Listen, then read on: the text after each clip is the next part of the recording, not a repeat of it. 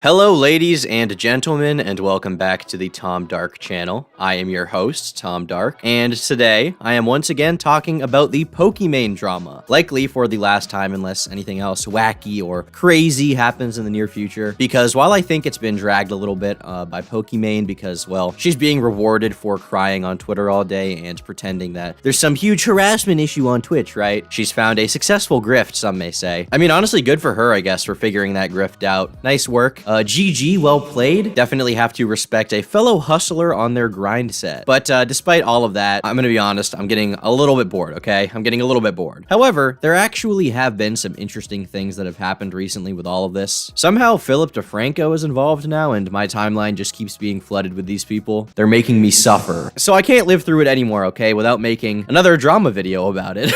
I just have to, okay? They forced my hand. I mean, is it really that? Is it really like they forced my hand, or is it that my last two videos about this did really good? Like, both of them got like 75,000 views or something like that. Like, that's pretty good for my channel, you know what I mean? Like, could it be that that's the case? Is it that? Guys, is he like making videos that do well and are like successful and like make him money? Is that what he's doing? I don't know. It seems kind of out of the realm of possibility, if you ask me. Like, okay, I get your skepticism. I understand your criticism, but no.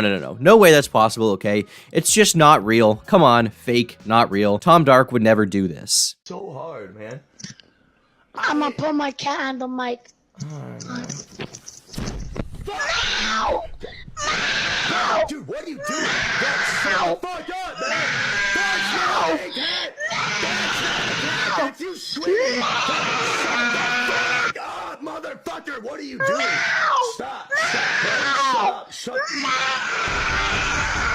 your fucking mouth! Okay, so no more cancer, no more of that. Let's just talk about what actually happened, which is also cancer, probably. Yeah. So last time I made a video, Ninja's wife had made a lawsuit threat against Pokimane over Twitter DMs. She was like, "We're going to court, Poki. It's time. I'm suing you for defamation of character against Ninja, against Tyler Blevins." Which was weird because Poki hadn't said anything super out of line in regards to what Ninja actually did. I mean, maybe like personally I could disagree with like the way she felt about it, but apart from that, apart from one comment about her being called a bitch, which was kind of overblown, she basically just recounted a series of events that actually happened and was supported by facts. And then later on, Ninja and his wife denied it. I mean, Ninja's wife straight up got in her DMs and was like, "No, he didn't text the Twitch rep. He didn't say that. That's fake." Even though he said that he did do it on stream. So yeah, there was definitely some confusion there, but it was kind of clear that like Poki hadn't interpreted events wrong, right? Like she had just said what she saw with her own eyes. And Ninja and his wife were pretty mad at this, all right? They were like, "You're making a big mistake. You can't do that, Pokimane." And so eventually Poki called them out on stream, talked about all of this. And eventually some of Ninja's fans and Poki's fans were like, "Hey Ninja, big guy, what's going on over here? All right, we see some accusations being made. We see a lawsuit threat from your wife. I mean, what's this about?" And Ninja actually responded, right? He tweeted out, he was like, "Guys, I'll be explaining things, okay? I'm going to do a response. I'm going to address the allegations, and I will set things straight." I mean, that was kind of how I read it. I think that's how everyone else read it as well. But now Ninja's gone, okay? Like, he's just fucking gone. He deleted that tweet, and he has not said anything about it since, despite being relentlessly pestered about it, okay? He has not said a single word about any of this happening. He's just gone back to streaming Fortnite for like 7 hours a day. Like, that's all he does now. People in chat are like, "Hey Ninja, will you talk about this? Will you talk about this?" And he's like, "What the fuck did you say to me, you little shit?" Like, he won't talk about it. Come on. You're starving me of content here, Ninja. Ninja ran, hiding like he's Ann. Nowhere to be found. Okay, you know what? Enough memes. I think if I had to guess, if I had to do some reasonable calculations and science behind this to figure out what's going on here with data, I would basically speculate that the reason why Ninja decided to not do anything else about this is because there's no real great response he can give, and his wife was being dumb. Like, it was extremely stupid of her to say what she said to Pokimane. That lawsuit threat did not look good in any light, and it's likely that Ninja had to reel her in, or someone from Ninja's staff, like if he has a lawyer on retainer, that individual was like, "Hey guys, you gotta tone this down, you gotta reel this in, all right? You gotta chill the fuck out because this does not look good for you." And there's no way you can sue her for defamation because that looks really bad, right? It looks like you're hiding something. It looks like you need something hidden. And frankly, she didn't even defame you. She basically said what happened, so you can't sue her. Do I know that a lawyer talked to them? No, definitely not. That's my opinion of what happened. That's what I think happened. I don't really know, but it doesn't seem unlikely to me. They were probably advised by someone professional with knowledge about stuff like this to just shut the fuck up. And that is probably why Ninja deleted his tweet about it and has now been streaming Fortnite for days and has been completely radio silent about this, once again starving me of the content of the drama that I so desperately need to survive. Meanwhile, Pokey seems to have her own theory as to why this all went down to it, which she made very clear on stream, and it was a little bit inflammatory, I gotta say. I didn't even mention this point when I talked about the Jessica Ninja stuff. Ninja was directly involved in all of this. Like, he tried to help this guy avoid a ban. He spoke to him. He involved himself in the situation. And he wouldn't publicly speak out on it. Yet so many people who were not involved at all, who had no responsibility or need to speak on it, still did. Him deleting the tweet is proof that he will never talk about it. Let me tell you exactly why Ninja will no longer talk about this. 1, he can't refute anything that I've said because I've only said things that are factual and that I have proof of. And 2, Ninja probably noticed, oh my God, Dijon's viewers are the same people that watch me play Fortnite. I can't upset them. I can't stand up against misogyny. That could kill my brand. He's afraid of the repercussions for standing up against hate rating and misogyny. That's the baseline, bro. That's the bar is on the ground and you can't step over it.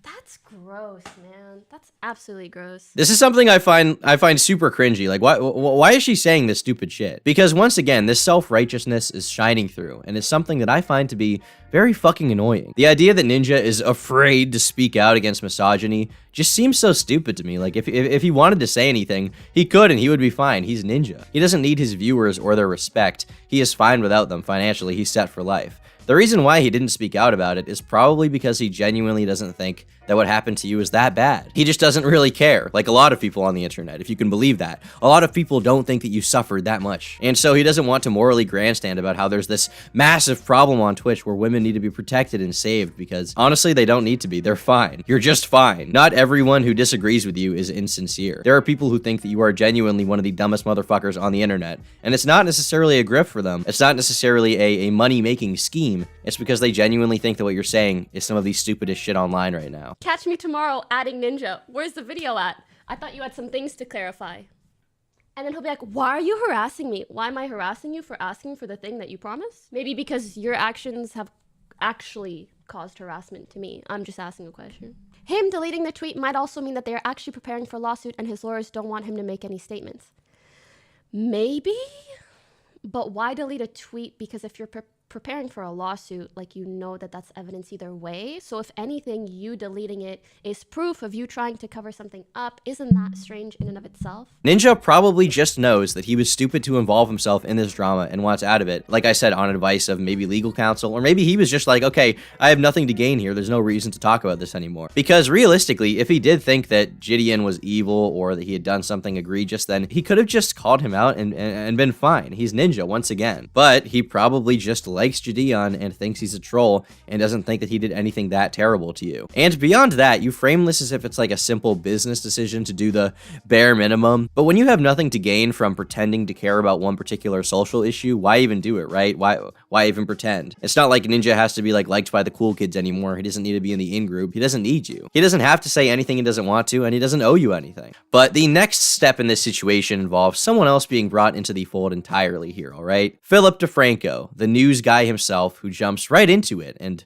all of that, all right? He's the next challenger approaching. So basically, Phil made one of his normal like news videos about the situation, or I should say he was in a video talking about it with his team helping him or whatever. I don't know. He has like 3,000 employees, but he was doing this video about it, right? He decided to cover the situation on his show. He gave a little summary of it where he quoted a news article, and this is what he said to summarize the entire thing. So a little less than a week ago, Pokimane ended her Twitch stream early after Gideon sent what some people have called a hate raid. His viewers jumping into her stream and chat spamming L+ ratio, which she said led to her receiving other hateful messages, with him then ending up receiving a 2-week ban as a result, though things quickly escalated with Twitch upgrading that ban to a permanent one. And so with that happening, Gideon vows to fight. He tries to enlist the help of Ninja, because while he's no longer the biggest streamer in the world, his name still means things in the community. Maybe he can still try and get some help. So I'm watching this right now, and I thought it was a fine summary, right? Like, that did happen. He did tell people to say L+ ratio in chat. But Pokey disagreed. I guess she wanted the dicked down comments to be there or something like that. that. Honestly, I can just let her speak for herself on this issue. She also posted a tweet about this. Can you imagine having to itemize your own harassment? Is that not so weird?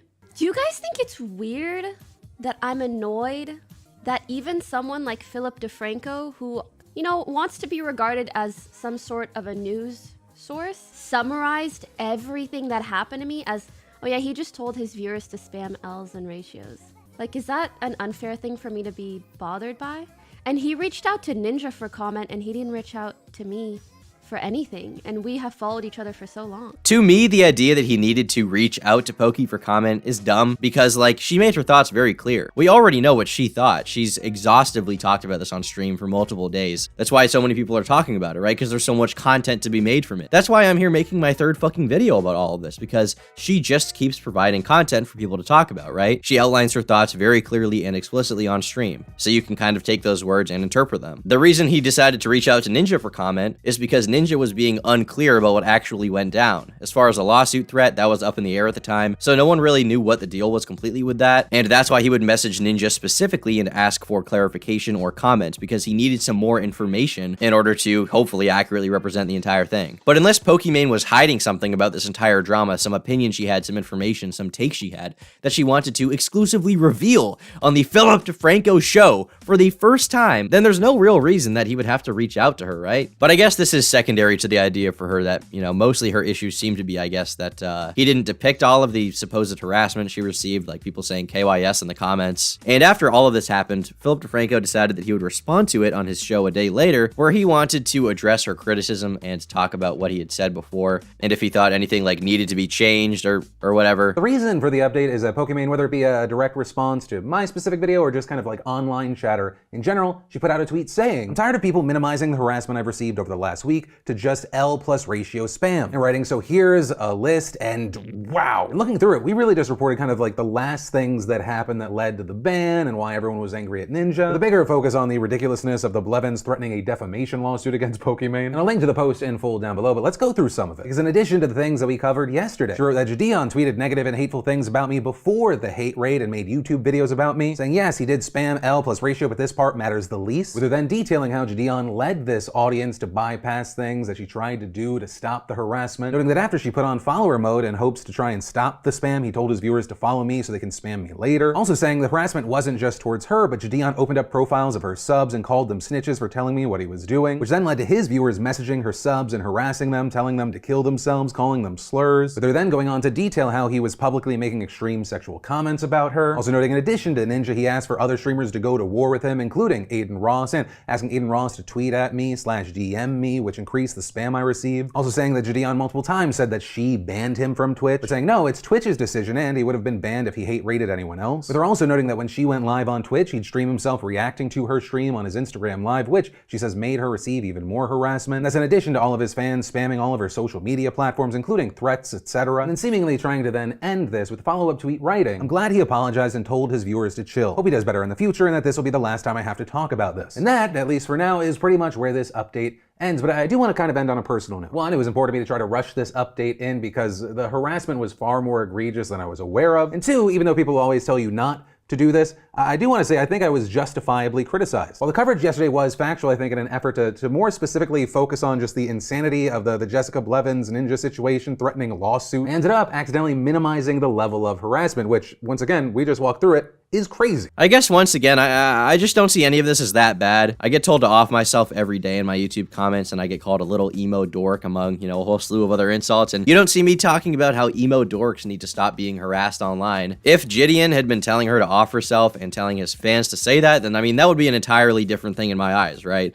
That would actually be really, really bad. But that didn't happen, and on top of that, Poki has been dealing with mean people for years, right? When this is your job, whether you're the most confrontational guy or whether you're the most inoffensive person who's trying to not start any conflicts, you're still gonna get some hate, right? You're gonna get a bunch of shit from internet people online every single day. So personally, when you've been doing this internet stuff for so long, I think you just kind of get desensitized to it. Like, it doesn't bother me personally anymore. So I don't get why Poki is feigning this moral outrage when these are the same comments she's been seeing on her screen for 10 years. Like, at this point, who gives a shit? Why does the opinion of dorks saying KYS matter to you? Why does it bother you that much? There are circumstances in which harassment is genuinely awful. People get doxxed and things like that, and it's genuinely egregious, right? But I guess maybe I am just from a part of the internet where toxicity is accepted as a part of anonymity. I somewhat see them as being hand in hand. And in the modern age, if you want to avoid stuff like that, you actually have the tools to be able to do it. You can mute things in chat, like phrases that you do not want people to say. You can ban entire words or sentences. So like, this problem seems fixable from the get-go. These platforms have given us tools to censor